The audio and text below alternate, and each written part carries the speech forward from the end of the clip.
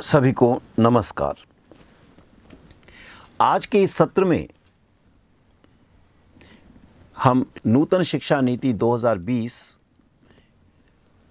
में क्या क्या दिया है इस बिंदु को लेंगे। पूर्व की चर्चा में हमने उसके दर्शन को देखने का प्रयास किया, उसका दृष्टिकोण क्या रहा है इसकी चर्चा हमने की थी, किन किन बिंदुओं को अपना आधार बनाया है इसकी चर्चा की थी।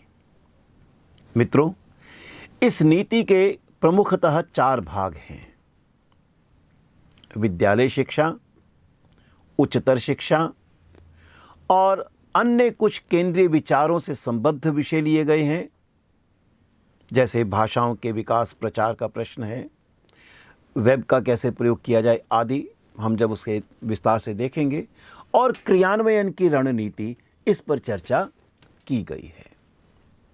प्रारंभ में परिचय देते हुए एक स्पष्ट रूप हमारे सामने रखा है।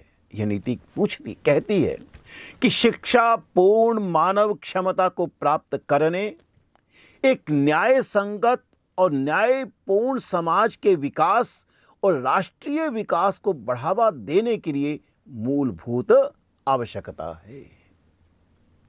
गुणवत्तापूर्ण शिक्षा तक सार्वभौमिक पहुंच प्रदान करना वैश्विक मंच पर सामाजिक न्याय और समानता, वैज्ञानिक उन्नति, राष्ट्रीय एकीकृत और सांस्कृतिक संरक्षण के संदर्भ में भारत की सतत प्रगति और आर्थिक विकास की कुंजी है। सार्वभौमिक उच्चतर स्तरीय शिक्षा वह उचित माध्यम है जिससे देश की समृद्ध प्रतिभा और संसाधनों का सर्वोत्तम विकास और संवर्धन व्यक्ति, समाज, राष्ट्र और विश्व की भलाई के लिए किया जा सकता है। एक बहुत ही सुंदर बिंदु वे कहते हैं, अगले दशक में भारत दुनिया का सबसे युवा जनसंख्या वाला देश होगा और इन युवाओं को उच्चतर गुणवत्तापूर्ण शैक्षिक अवसर उपलब्ध कराने पर ही भारत का भविष्य निर्भर करेगा। हम इसे इस प्रकार से समझ सकते हैं कि शिक्षा मानव की मूलभूत आवश्यकता है, जिसका लक्ष्य पूर्ण मानवीय क्षमता का विकास है। अर्थात व्यक्ति के भीतर जो भिन्न प्रकार की क्षमताएं हैं उनका विकास कैसे किया जा सकता है, उसके क्या क्या तरीके हो सकते हैं, यह शिक्षा नीति इस संदर्भ में चर्चा करेगी। साथ में यह भी कहा है, मानव अंततः समाज का अंग है, तो न्याय संगत और न्यायपूर्ण समाज का निर्माण और विकास शिक्षा का लक्ष्य है। और यही दोनों तत्व राष्ट्रीय विकास की चर्चा करते हैं। और उसकी कुंजी कहाँ है? कुंजी क्या किस रूप में है? सामाजिक न्याय और समानता, वैज्ञानिक उन्नति, राष्ट्रीय एकीकृत और सांस्कृतिक संरक्षण, जिस पर भारत की सतत प्रगति और आर्थिक विकास का प्रश्न जुड़ा हुआ है, आधारित है। उच्चतर शिक्षा के संदर्भ में बिंदु आया है कि यह उचित माध्यम है। किस चीज का? देश की समृद्ध प्रतिभा और संसाधनों का सर्वोत्तम विकास। यह 2 शब्द आए हैं। देश की समृद्ध प्रतिभा अर्थात युवाओं के बीच में जो उनकी विभिन्न प्रकार की प्रतिभाएं छिपी हुई हैं, हमारी शिक्षा, उच्च स्तरीय शिक्षा उनकी इन प्रतिभाओं को किस प्रकार से अभिव्यक्ति का अवसर देगी, यह बिंदु यहाँ छिपा हुआ है।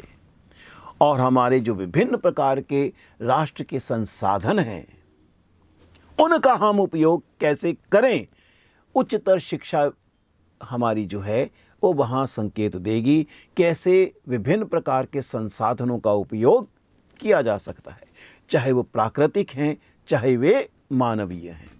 इसलिए संवर्धन व्यक्ति, समाज, राष्ट्र और विश्व हित के साथ जुड़ा हुआ है। फिर एक बात कही, यह ध्यान देने योग्य तथ्य है कि अगले दशक में भारत दुनिया का सबसे युवा जनसंख्या वाला देश होगा। और इस युवा वर्ग की शक्ति के संवर्धन का प्रश्न इसलिए महत्वपूर्ण हो जाता है ताकि युवाओं को उच्चतर गुणवत्तापूर्ण शैक्षिक अवसर उपलब्ध करा दिए जाएं, ताकि हमारा भारत का भविष्य इन पर निर्भर है, ऐसी अपेक्षा यह नीति करती है। भारत के भविष्य को ध्यान में रखते हुए इन युवाओं का विकास किया जाना चाहिए।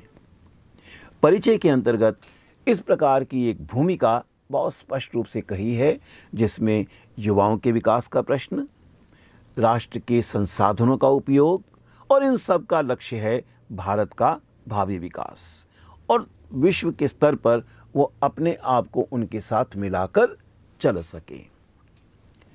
जैसा मैंने संकेत दिया है, यह नीति विद्यालय स्तर पर बहुत बातें कहती है। क्या क्या कहती है केवल संकेत दे रहा हूं, फिर एक एक बिंदु को लेकर हम आगे बढ़ेंगे। इसने विद्यालय शिक्षा के अंतर्गत 8 बिंदुओं की ओर ध्यान दिया है। पहले, प्रारंभिक बाल्यावस्था की देखभाल और शिक्षा, जो सीखने की एक नींव है, सीखने का आधार है। संभवतः एक नीति के रूप में यह पहली बार आया है कि बाल्य अवस्था की देखभाल नीति का रूप ले सके। दूसरा बिंदु इसमें बुनियादी साक्षरता एवं संख्या ज्ञान, यह बहुत महत्वपूर्ण है, जो पहले बिंदु से ही संबद्ध है, लेकिन फिर भी हम इसकी जब चर्चा करेंगे तो बात और स्पष्ट होगी। सीखने के लिए एक तात्कालिक आवश्यकता और पूर्व शर्त के रूप में रखा गया है, अर्थात जीवन की संपूर्ण शिक्षा इन 2 तत्वों पर निर्भर करती है, बुनियादी साक्षरता एवं संख्या ज्ञान, जिसे न्यूमरेसी कहा गया है। तीसरा बिंदु इन्होंने लिया है ड्रॉप आउट बच्चों की संख्या कम करना सभी स्तरों पर। अर्थात हम जानते हैं पहली, दूसरी, तीसरी, चौथी, 5वीं तक आते आते भी बहुत से बच्चे विद्यालय छोड़ देते हैं। जब शिक्षा 45वें अनुच्छेद पर थी, यह तब भी नहीं होना चाहिए था, लेकिन तब अधिक था। राज्य कोई बहुत अधिक अपने आप को संवैधानिक दृष्टि से उत्तरदायी नहीं मानता है, वो इसे नीति का निर्देशक तत्व मानता है। लेकिन 21A बनने के बाद राज्य का यह पूरा दायित्व है, एक विधि संबद्ध दायित्व है। मैं सदैव कहता हूं, भारत में शिक्षा एक विध्यात्मक प्रश्न है, लीगल इशू है। यह आपकी और मेरी इच्छा पर निर्भर नहीं है कि हम किसी को शिक्षित करें या ना करें। यह अभिभावकों की इच्छा भी नहीं है। अभिभावकों के लिए भी अनुच्छेद 51A में जोड़ दिया गया है, वो बच्चों को शिक्षा दें। विद्यालय पूर्व की शिक्षा भी उनके अंतर्गत आ जाती है कि उन्हें शिक्षित करें। एक अधिनियम बना है, संवैधानिक मौलिक अधिकार के रूप में शिक्षा है। इस और न जाने कितने अधिनियम हैं कि शिक्षा का स्वरूप कैसा होना चाहिए। केवल यही अधिनियम शिक्षा का नहीं, भिन्न प्रकार के अधिनियम भारत में हैं, चाहे वो बाल मजदूरी से जुड़ा हुआ है, चाहे बच्चे के स्नेह के अधिकार में जुड़ा हुआ है, चाहे वह बच्चों के खेल के लिए, खेल उसका मौलिक अधिकार है, भोजन उसका मौलिक अधिकार है। इसलिए मध्याह्न भोजन का प्रश्न भी उठाया जाता है, मिड डे मील का प्रश्न उठाया जाता है। विद्यालयों को मान्यता देते हुए देखा जाता है उसमें क्रीड़ांगण है या नहीं, क्योंकि खेल बच्चे का अधिकार है। परीक्षा यदि उनकी मानसिक स्थिति को उचित नहीं करती है तो वह परीक्षा बदल दी जाए, परीक्षा पद्धतियों में बदलाव हो, यह बार बार कहा जाता रहा है। बच्चे कई कारणों से विद्यालयों को छोड़ देते हैं। दैनिक जीवन की आवश्यकताएं भी हो सकती हैं, माता पिता की निर्धनता भी हो सकती है, जिसकी चर्चा यह नीति करती है कि कैसे उन्हें लाना होगा।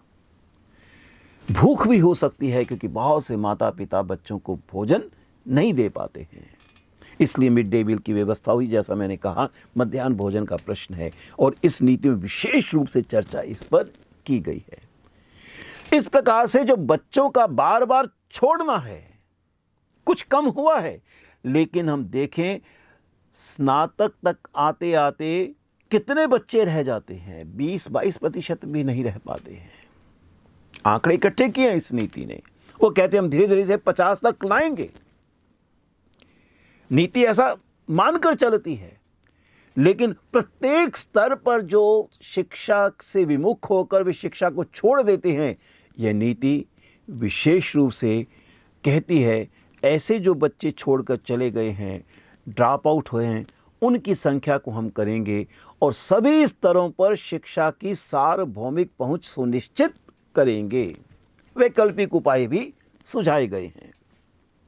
फिर इस नीति का मानना है इसी के अंतर्गत विद्यालय शिक्षा के अंतर्गत स्कूलों में पाठ्यक्रम और शिक्षण शास्त्र संबद्ध जो विषय है, एक समग्र अधिगम आए, वो पूरा सीख सके, केवल टुकड़ों में नहीं, एकीकृत हो, फिर आनंददायी नहीं हो, जैसा कि परिचय में मैंने संकेत दिया था, रुचिकर भी होना चाहिए। फिर अगला बिंदु शिक्षकों से संबद्ध रखा है 5वें अध्याय में। शिक्षा के बारे में विशेष रूप से चर्चा की है।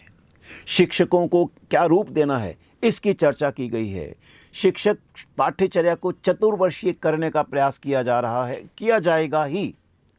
उसके लिए समय दिया है कि हम इतने वर्षों में करेंगे, लेकिन अगले वर्ष से ही चतुर्वर्षीय बीएड होगा। उसके लिए बहुत सारी बातें कही हैं, कैसे महाविद्यालय होंगे, बहुविषयात्मक होंगे, इसकी चर्चा हम करेंगे ही।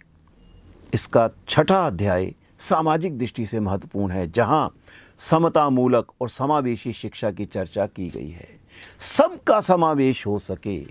हम जो दिव्यांगों को बाहर रख देते हैं, उनके लिए विशिष्ट विद्यालय बनाते हैं, विद्यालय में ही, सामान्य विद्यालय में ही प्रबंधन हो, ऐसी चर्चा करने का प्रयास यह नीति करती है। समतामूलक समाज हो, इसके लिए क्या किया जा सकता है। जो भेदीकरण अब दिखाई देता है, उसे दूर करेंगे। मैंने संकेत दिया था परिचय के अंतर्गत, यह नीति एक दृष्टि से अद्भुत है। इतना सूक्ष्म निरीक्षण किया है कि क्या क्या समस्याएं हैं और उन्हें दूर करने के उपाय इसने किए हैं।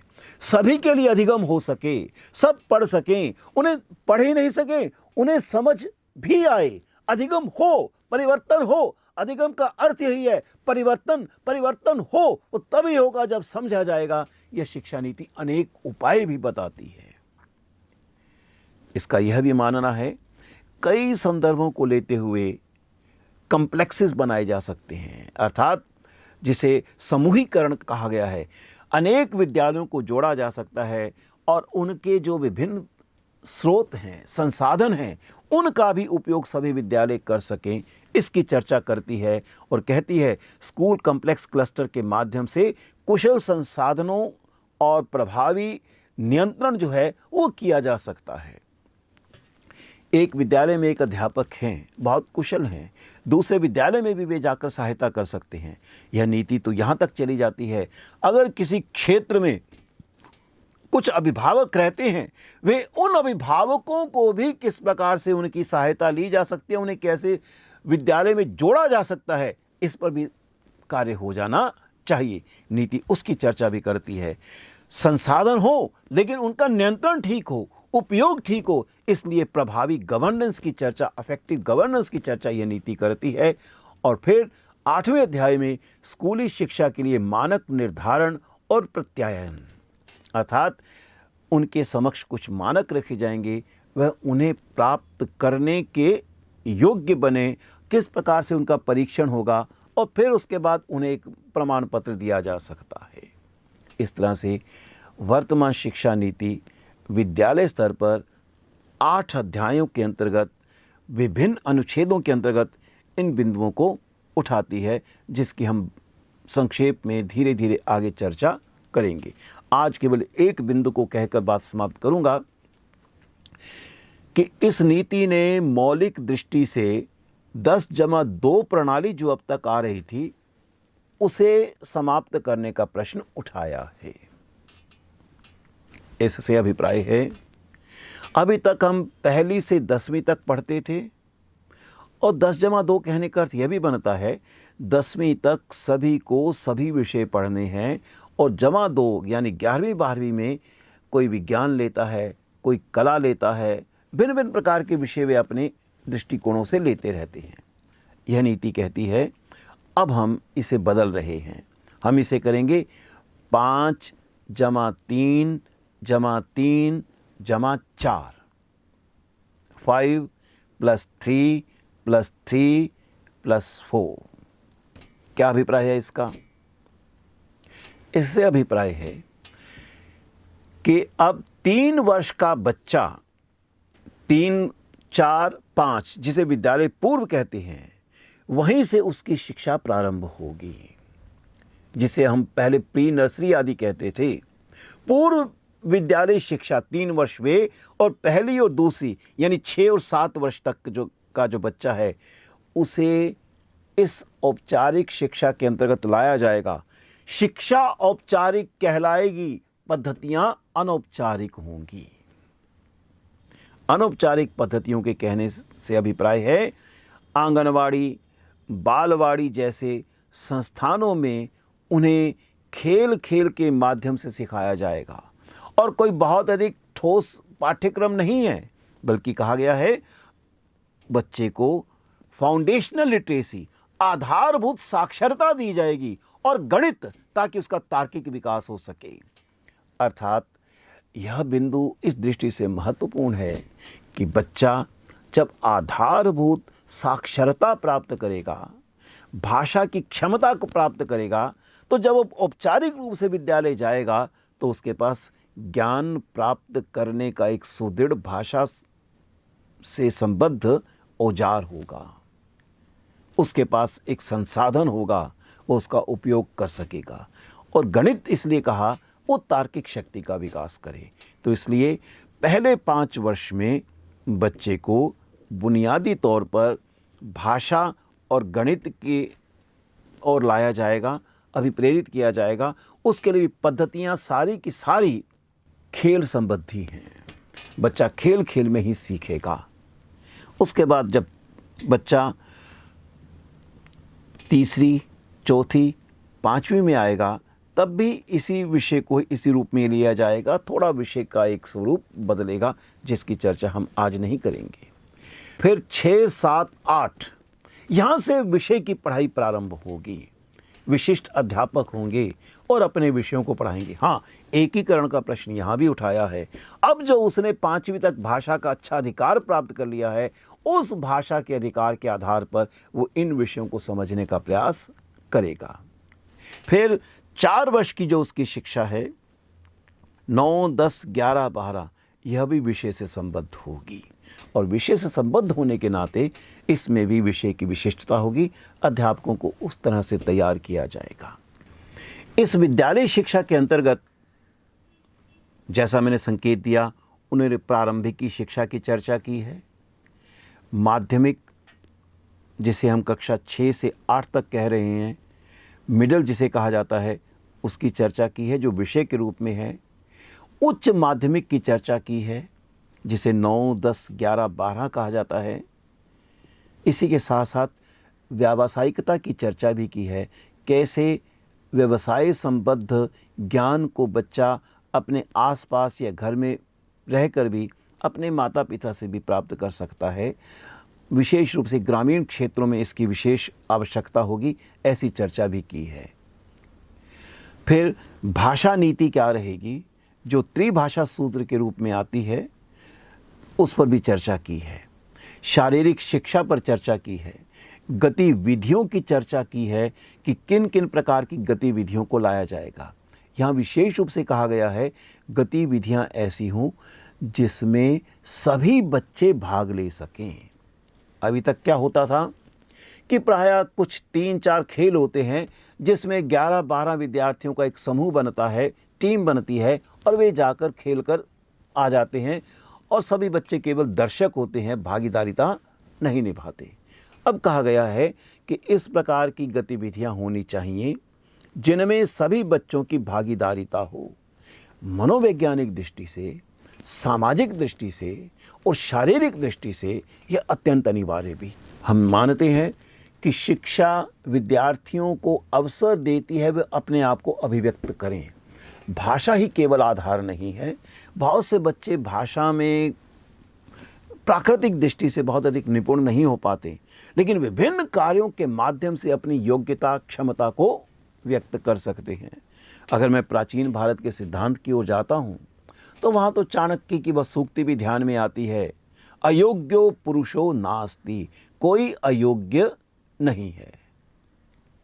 दुर्लभ है तो प्रबंधक है। तो उस दृष्टि से हर बच्चे को अवसर देना गतिविधियों पर विशेष रूप से चर्चा की गई है। फिर उन्होंने शिक्षक शिक्षा को लेकर विशेष संदर्भ दिया है कि शिक्षक शिक्षा का रूप कैसे बदलेगा। उसमें चतुर्वर्षीय बीएड पाठ्यक्रम की बात की है। संकेत मैं आपको पहले दे चुका हूं और इस पर विशेष बिंदु हमारे समक्ष रहेगा। लेकिन शिक्षक शिक्षा एक ऐसा रूप लेगी जो विद्यार्थियों को अवसर दे, यानी वो गतिविध्यात्मक शिक्षा का स्वरूप होगा। ऐसा अनेक स्थलों पर यह शिक्षा नीति कहती चलती है। उस शिक्षक शिक्षा के अंतर्गत उस कार्यक्रम की अवधि क्या रहेगी, प्रवेश के आधार क्या रहेंगे, पाठ्यचर्या क्या रहेगी, सेवा का स्वरूप कैसा रहेगा, पूर्व सेवा होगी कि नहीं, इनकी भी चर्चा की गई है। और इसी तरह से विभिन्न प्रकार के अंतः सेवा कार्यक्रमों का भी निर्धारण किया गया है। विभिन्न संस्थाएं हैं, एससीईआरटी है, एनसीईआरटी है, इनका क्या स्वरूप रहेगा, इनका कार्य क्या होगा। जैसे उदाहरण के तौर पर एक चर्चा की गई है कि राष्ट्रीय पाठ्यचर्या की रूपरेखा का निर्माण किया जाए और उसे एनसीईआरटी को दायित्व दिया गया है। लेकिन स्टेट जो है, राज्य के स्तर पर जो एससीईआरटी है वो भी रहेगी, वो अपने राज्य की आवश्यकताओं के अनुसार उसमें परिवर्तन कर देगी। पुस्तकें आदर्श रूप में ये तैयार करेंगे, लेकिन राज्य अपने अपने आवश्यकताओं के अनुसार उसमें परिवर्तन कर सकते हैं। पुस्तकालयों का स्वरूप की चर्चा की गई है, वित्त प्रबंधन की चर्चा की गई है, सामान्य प्रबंधन की चर्चा भी की गई है, मानक निर्धारण की प्रक्रिया क्या रहेगी इसकी भी चर्चा की गई है, गुणवत्ता वर्धन के लिए क्या क्या होना चाहिए। यह नीति चर्चाएं इस प्रकार से जब करती है, साथ में यह भी कहती है इनकी क्रियान्वयन की रूपरेखा भी निर्मित की जाएगी। इस तरह से एक बहुत बृहद परिप्रेक्ष्य इस नीति के सामने है। इसकी चर्चा हम बिंदुशः करेंगे। आज की बात हम यहीं तक रख रहे हैं और फिर अगले सत्र में इन पर हम थोड़ी सी विस्तार से चर्चा करेंगे। धन्यवाद।